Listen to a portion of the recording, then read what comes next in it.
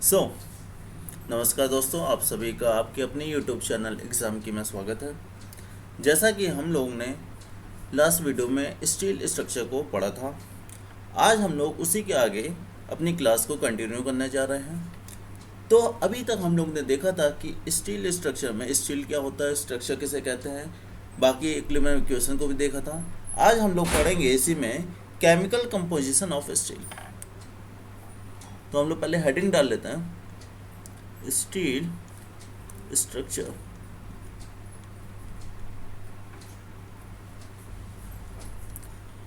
इसमें सब हेडिंग रखेंगे chemical composition of steel. Chemical composition of steel.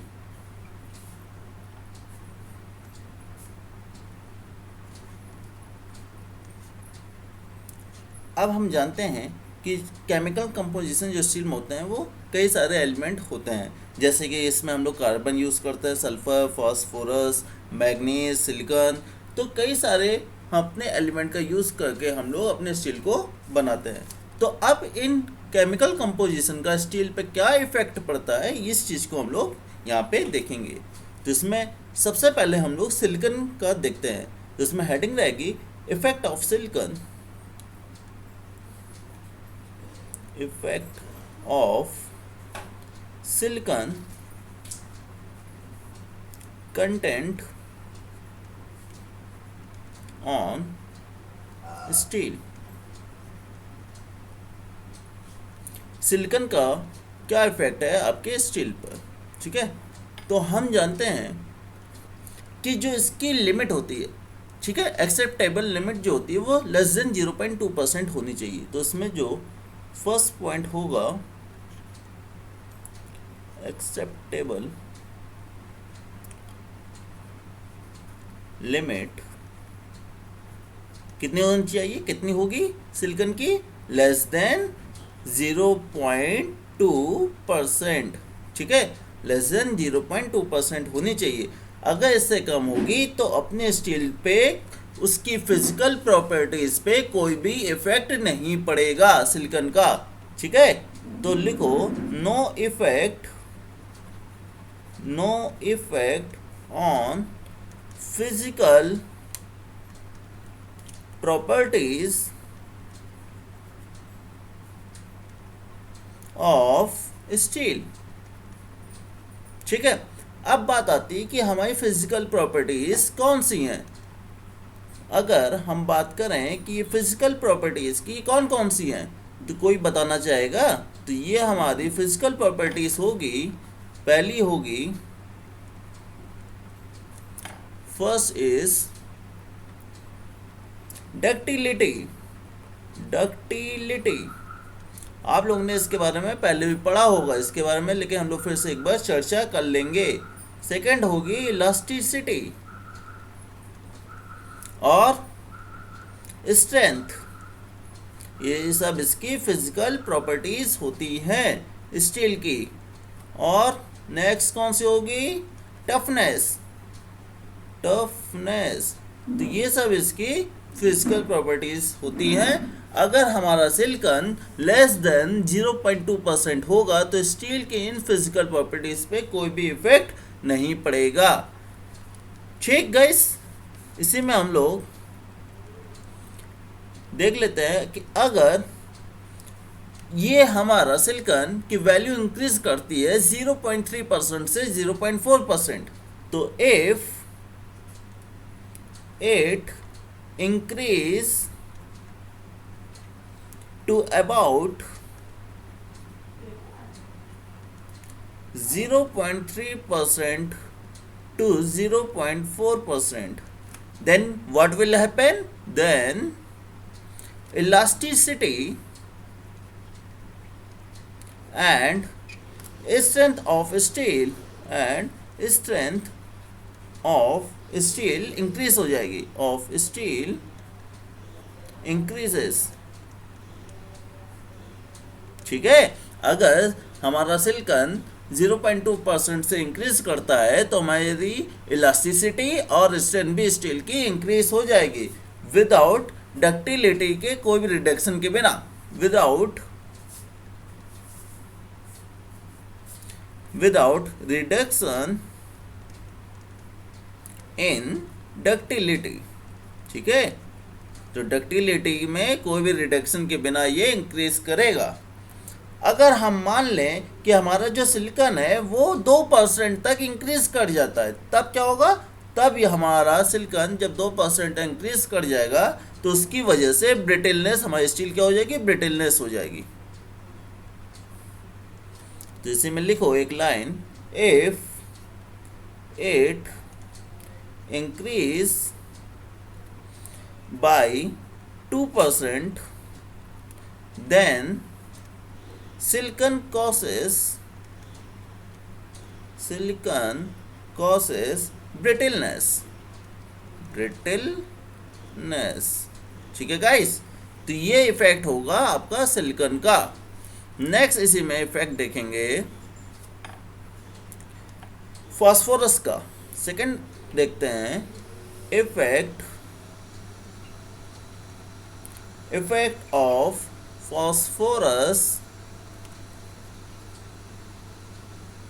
phosphorus content on steel।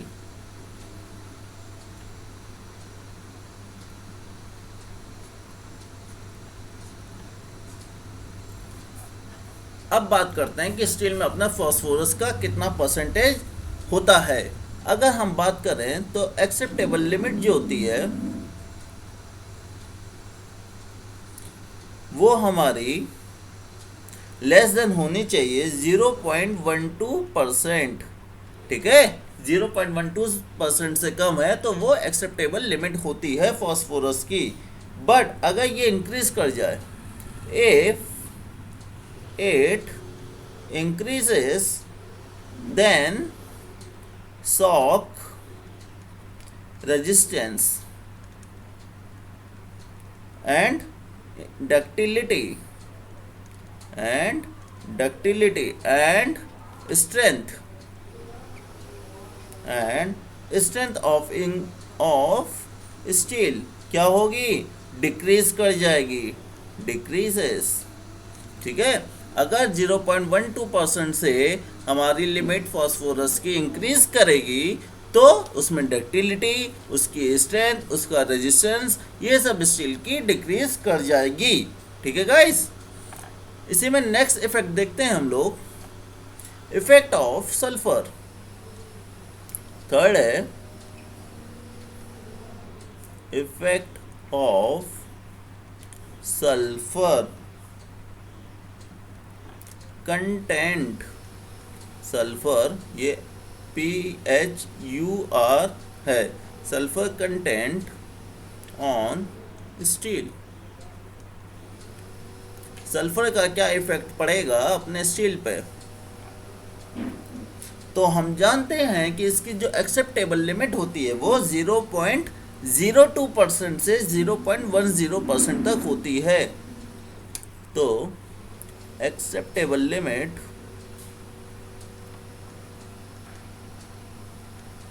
0.02% to 0.10% तक होती है। ठीक है, अब अगर हम इतनी लिमिट रखें तो इस पे क्या होगा? डक्टिलिटी पे और स्ट्रेंथ पे कोई भी इफेक्ट नहीं पड़ेगा। ठीक है, अगर हमारा सल्फर 0.02% से 0.10% तक होगा तो डक्टिलिटी और स्ट्रेंथ पे कोई भी इफेक्ट नहीं पड़ेगा। तो it does not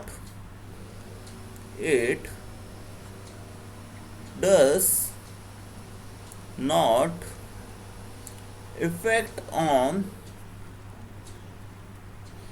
ductility and strength। ठीक है गाइस, इसी में थर्ड अपना पॉइंट होगा, अगर हमारी सल्फर 0.10% से इंक्रीज कर जाएगी तब क्या होगा? तब डक्टिलिटी और स्ट्रेंथ दोनों ही डिक्रीज कर जाएगी।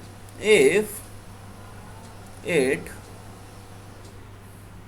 more than 0.10%, then it decreases the strength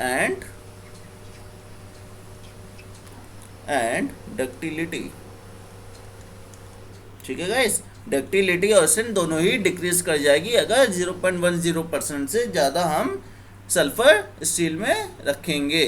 तो ये हो गए हमारे केमिकल कंपोजिशन। ठीक है, इनका इफेक्ट हमने देख लिया। अब आते हैं अपने मैकेनिकल प्रॉपर्टीज़ पे कि स्टील की हमारी कौन कौन सी मैकेनिकल प्रॉपर्टीज़ होती हैं। मैकेनिकल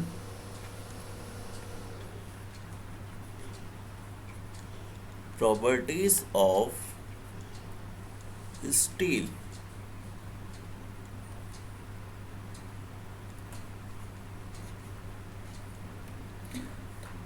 तो हम जानते हैं कि अपनी जो मैकेनिकल प्रॉपर्टीज होती हैं, ठीक है ना, वो कितने टाइप की होती हैं? वो कई सारी टाइप की होती हैं, जिसमें से पहली होती है फर्स्ट इलास्टिसिटी। आप लोग इसके बारे में पहले से भी जानते होंगे कि इलास्टिसिटी क्या होती है, लेकिन अभी हम लोग यहाँ स्टार्ट कर रहे हैं तो मेरा फ़र्ज़ बनता है कि मैं आपको यहाँ पे एक चीज़ बताते हुए चलें, ताकि आप जिसको ना भी मालूम हो वो ये चीज़ जान जाए।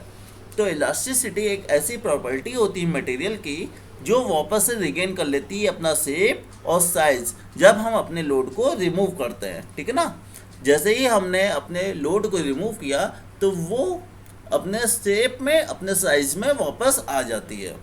तो इसमें लिखें, it is the property of material, it is the property of material to regain its shape and size after removal of load। ठीक है, जैसे ही हम अपने, मान लो मटेरियल हमारा क्या है, स्टील है, स्टील पे हमने पहले लोड लगाया है, तो लोड लगाने से क्या होगा, स्टील में कंप्रेशन आएगा। जैसे ही हम अपने लोड को हटा देंगे तो स्टील क्या होगी, वापस अपने शेप और साइज में आ जाए। तो उसी प्रॉपर्टी को क्या कहते हैं, इलास्टिसिटी। ठीक है, नेक्स्ट प्रॉपर्टी है इसमें plasticity. Plasticity,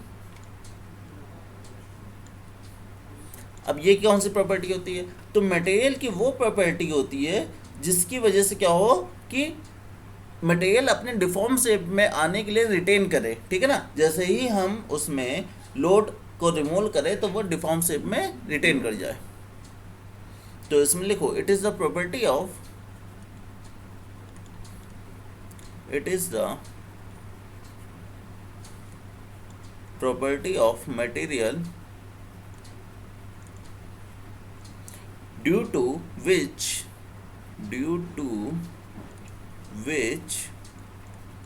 it retains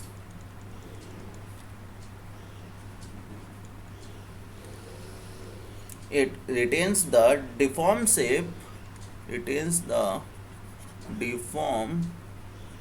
shape,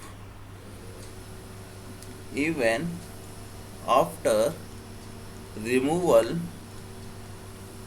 of applied load। ठीक है, अप्लाइड लोड, तो अप्लाइड लोड के रिमूवल के बाद वो डिफॉर्म शेप में रिटेन कर जाए। ठीक है, तो इस प्रॉपर्टी को ही प्लास्टिसिटी कहते हैं। नेक्स्ट प्रॉपर्टी आती है अपनी डक्टिलिटी। डक्टिलिटी, अब डक्टिलिटी क्या होती है? तो ये मटेरियल की वो प्रॉपर्टी होती है जिससे हम लोग मटेरियल से पतले पतले वायर को बना सके विदाउट ब्रेकिंग स्टील। ठीक है, तो स्टील क्या हो, वो टूटे ना। ठीक है, और उससे पतले पतले थिन वायर्स बन सकें, तो इस प्रॉपर्टी को कहते हैं डक्टिलिटी। लिखो, it is the property of materials due to which it can be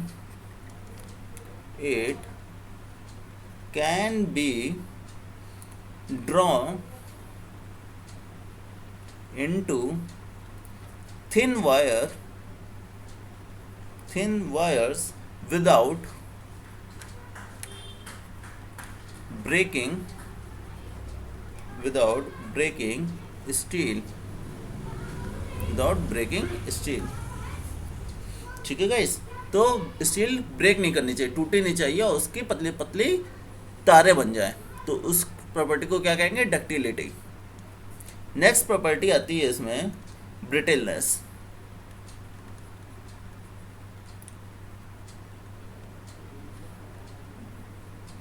brittleness क्या होती है? कि मटेरियल की वो प्रॉपर्टी होती है कि हमारा मटेरियल क्या करे, वो ब्रेक करता है विदाउट सिग्निफिकेंट डिफॉर्मेशन के। ठीक है, जैसे ही हम स्ट्रेस देंगे तो उसमें कोई भी डिफॉर्मेशन ना आए, वो टूट ही जाए, तो उस प्रॉपर्टी को क्या कहेंगे? Brittleness. It is the property of material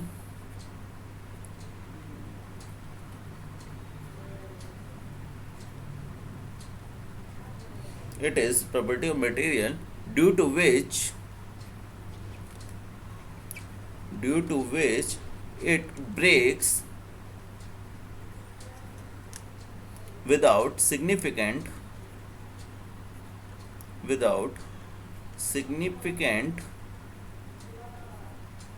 deformation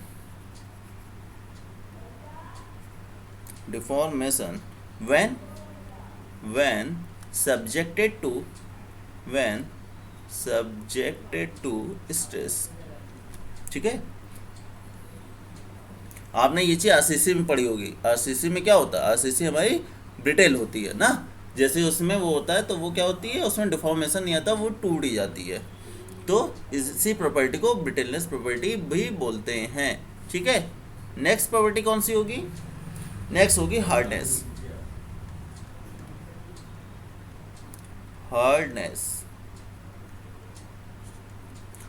अब हार्डनेस से क्या समझते हो? कि ये मटेरियल की वो प्रॉपर्टी होती है जो रेजिस्ट करती है, जिसमें ये एबिलिटी हो रेजिस्ट करने की एब्रेशन के खिलाफ और स्क्रैचिंग के खिलाफ, तो उसको क्या कहते हैं? मटेरियल का हार्डनेस बोलते हैं। ठीक है, तो लिखो, it is the property of material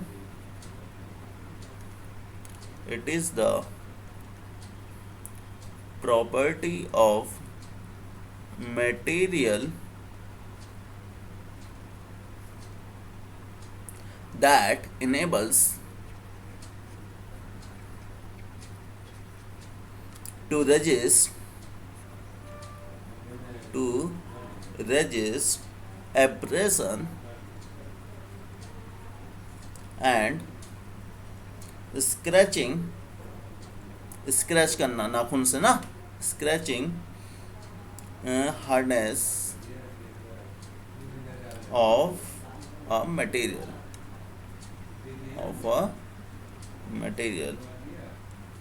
ठीक, नेक्स्ट प्रॉपर्टी होगी कौन सी इसमें? हार्डनेस हो गई। अब आती है इसमें मेलिएबिलिटी।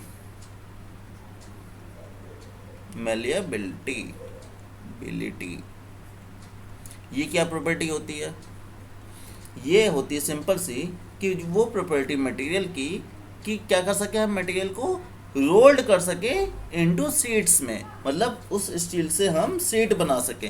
तो अगर शीट बना ले रहे तो मतलब कि वो मटेरियल क्या है, उसमें मेलिएबिलिटी है। तो it is the property of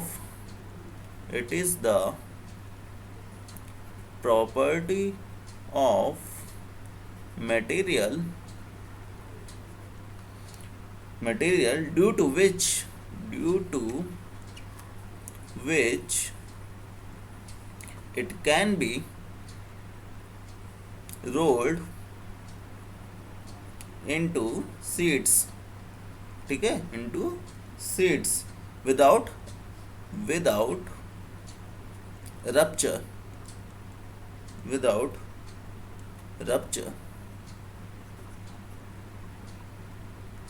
ठीक है गाइस, विदाउट रप्चर, मतलब रप्चर नहीं आना चाहिए, और उस मटेरियल को हम रोल करके शीट्स में कन्वर्ट कर ले। अगर ऐसा कर पा रहे हैं तो वो मटेरियल में क्या है, मेल्लेबिलिटी है। नेक्स्ट आता है toughness.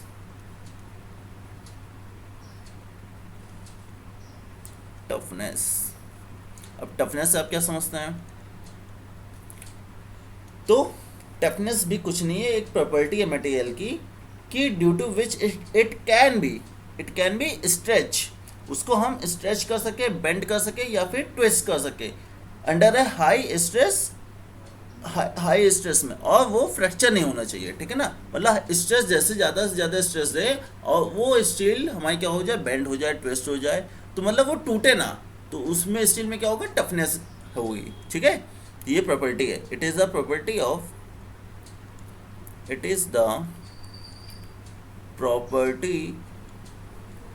Of material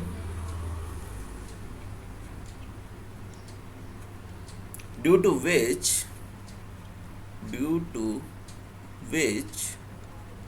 it can be stretched,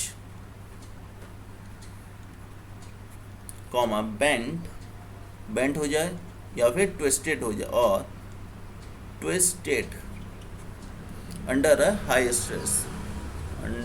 a high stress before fracture होने से पहले ही वो ये हो जाए, बिफोर फ्रैक्चर। तो इसी प्रॉपर्टी को हम लोग क्या कहते हैं, टफनेस प्रॉपर्टी कहते हैं। जैसे कि हीरो जो होता है, किसी भी मूवी का हीरो क्या होता है, उसको चाहे जितना मार लो लेकिन वो मरेगा नहीं, वो गिर जाएगा, टूट जाएगा, मतलब लेट ही जाएगा, खून निकल आएगा, लेकिन वो मरेगा नहीं। तो वो क्या होता है, हीरो टफ होता है, ठीक है ना। तो उसी तरह हमारे मटेरियल में भी ये प्रॉपर्टी पाई जाती है। नेक्स्ट प्रॉपर्टी आएगी क्रीप।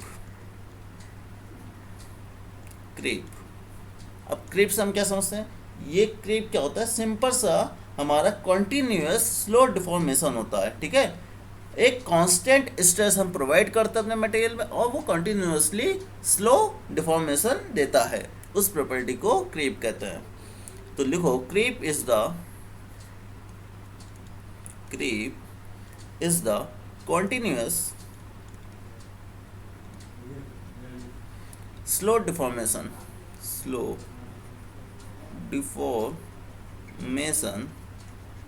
of a material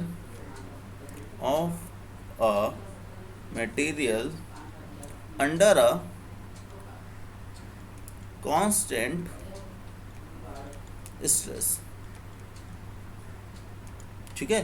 तो इसी को क्या कहते हैं, क्रीप। ये थोड़ा सा लॉन्ग पीरियड के लिए होता है। अब इसको ऐसे समझो सिंपल, क्रीप को, कि हमारा जो क्रीप है, क्रीप क्या है, मान लो ये हमारा मटेरियल है,